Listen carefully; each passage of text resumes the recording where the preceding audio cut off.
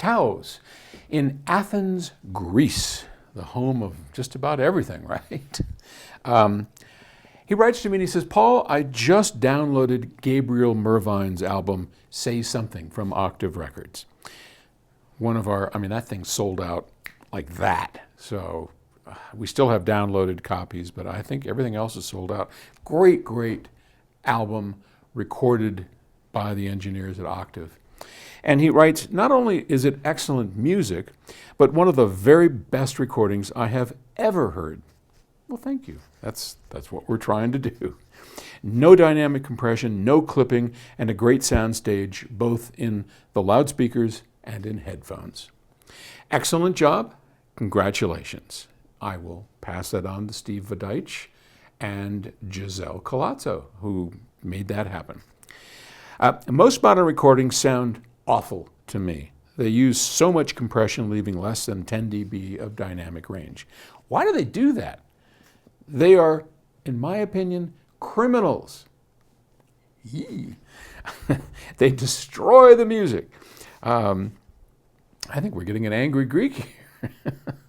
I would like to ask you, is it so difficult to make good recordings with minimum dynamic compression and no clipping at all?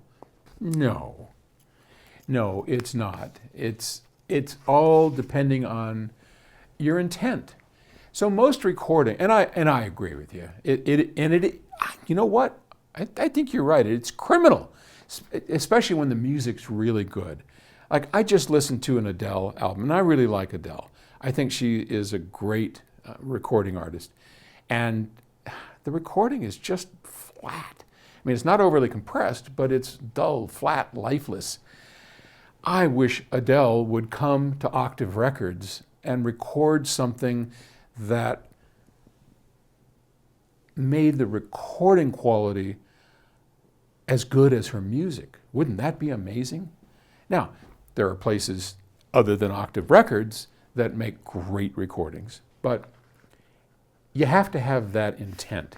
And I think a lot of producers are looking for something other than what you and I would consider to be great music. Loudness is a game. Loudness, like in our political situation, right? The loudest person is the one that gets heard. The loudest music is often the one paid the most attention to. And there's a whole group of people who want to hear loud, compressed music. It's like, a wall of sound. Bring it at me, baby. That's what we want. I don't want none of this namby-pamby stuff with dynamics in it.